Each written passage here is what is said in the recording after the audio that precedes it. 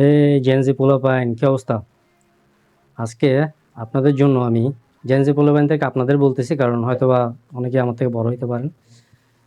অ্যাম্বারুথ আলহারামাইনের Aqua Dubai and Gulf অর্কিডের আহাম নিয়ে review দিব। Similarity কিরকম?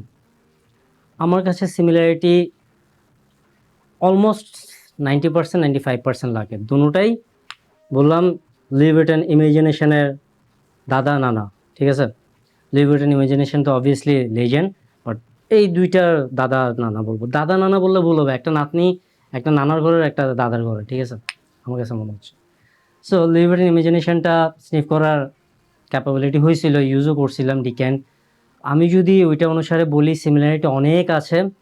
বাট আমি কিছুদিন আগে, 2-3 দিন আগে একটা ভিডিও মেবি পোস্ট করছিলাম আহাম অ্যান্ড হাওয়াস কোবরার, যেটাতে আমি আহামকে বলছিলাম লেজেন্ড, কাজ আহামের ফার্স্ট স্প্রেটাতে আপনারা অ্যালকোহলের ব্লাস্ট পাবেন না, বাট কোবরারটাতে এত বাজে লেভেলের একটা অ্যালকোহলের ব্লাস্ট আছে যেটা আমার ভালো লাগে না।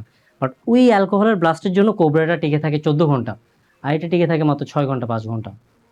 তো আমি এটা স্টিল বলবো যে এটা বেস্ট, কারণ আমার কাছে এটা ভালো লাগছে। আজকে যদি আমি বলি আল হারামাইনের আকোয়া দুবাইটা বেস্ট নাকি গালফ অর্কিডটা বেস্ট, সো আমি এটা এখানে দিলাম, গালফ অর্কিডটাও দিয়ে দেখি।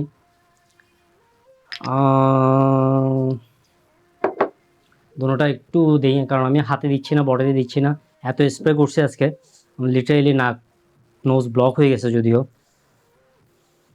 আমি যদি দুটোটা একসাথে রাখি, বোঝার কোনো সিস্টেমই নেই যে কোনটা কি। সিমিলার, 100% সিমিলার দুটোটা, বাট আমি যদি আলাদা আলাদাভাবে স্নিফ করি, গালফ অর্কিডের থেকে এইটার অ্যালকোহলের ব্লাস্টটা কম।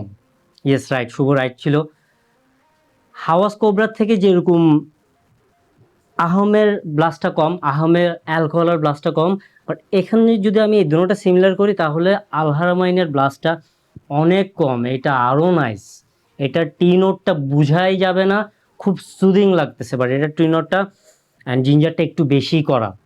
ভাই কেমন এই প্রাইস রেঞ্জে, এটার প্রাইস রেঞ্জ আহামরি না। এই প্রাইস রেঞ্জের সাথে আপনি যদি মনে করেন এটার অরিজিনাল প্রাইস রেঞ্জটা যদি দেখেন, আপনি আলহারামাইনের শোরুমে যান, কেমন 20 to 25,000-এর ভিতরে আপনি এই রেঞ্জের সিমিলার পারফিউম পাওয়াটাও তো ভাই লাখের ব্যাপার। সো আমি যদি বলেন যে আলহারামাইন বেস্ট নাকি ইয়াটা বেস্ট, সরি আকোয়া, আলহারামাইন বেস্ট নাকি আপনাদের আহামটা বেস্ট, আমি স্টিল বলবো যে আহাম। কেন ভাই?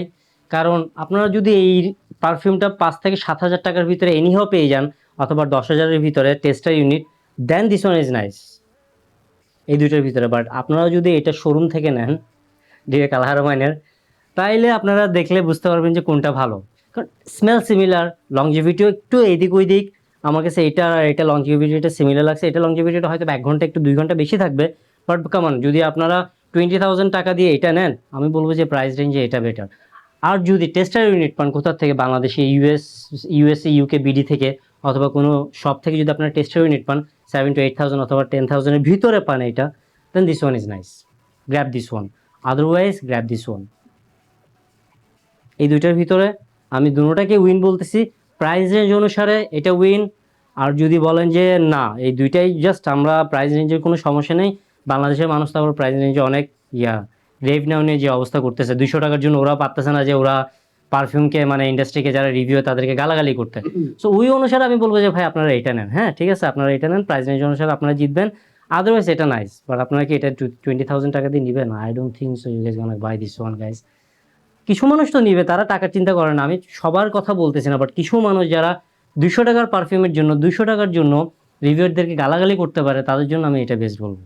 আপনারা মাইন্ড করিয়েন না, আমার উপরে মাইন্ড করার কিছু নেই। আমি কিছু মানুষকে বলতেছি, নট এভরি ওয়ান। অ্যান্ড যা দেখতেছি আমি কমিউনিটিতে, রেভ নাও পারফিউমটা কিছু হাইপ তুলছে, 200-300 টাকা বাড়াই ফেলছে, 500 টাকা বাড়াই ফেলছে। কমন গাইজ, একটা পারফিউম থেকে আপনারা 500 টাকা বাড়াই যদি না নিতে পারেন, হ্যাঁ আমি মানলাম যে 500 টাকার অনেক বড় কিছু হইতে পারে, বাট আপনারা কখনো এটা ভাইবেন না যে 500 টাকা দিয়ে বেশি দিয়ে নিয়ে আপনারা ঠকে গেছেন। পারফিউম জিনিসটাতে ঠকার কিছু নাই।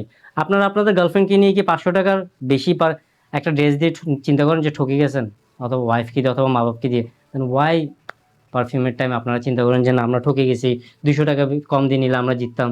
কেমন গেছে, এটা গরু না, হ্যাঁ এটা ভালোবাসা। ভালোবাসার জিনিসে কখনোই আপনারা প্রাইস রেঞ্জ হিসাব করতে পারবেন না, নেভার এভার। ভালোবাসার জিনিস অলওয়েজই মাইন্ডে রাখবেন, এটা হার্ডে থাকে, টাকা দিয়ে কখনো জাজ করবেন না জিনিসটা।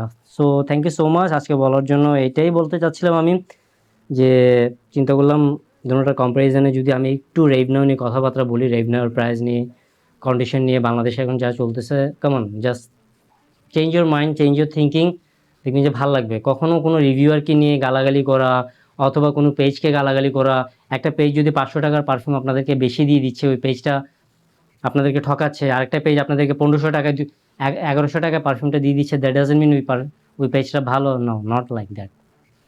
একটা জিনিস মাথায় অলওয়েজই মাথায় রাখবেন, এক্সপেন্সিভ জিনিস অলওয়েজই ভালো থাকে। অ্যান্ড তাই বলে এই না যে আপনারা জেনে বুঝে 20-30 হাজার টাকার পারফিউম কিনবেন না, আপনারা জেনে শুনে কিনেন, বাট আপনারা 200 টাকার জন্য 300 টাকার জন্য মারামারি করেন না, অথবা জাস্টিফাই করেন না, জাজ করেন না বাংলাদেশের কাউকে।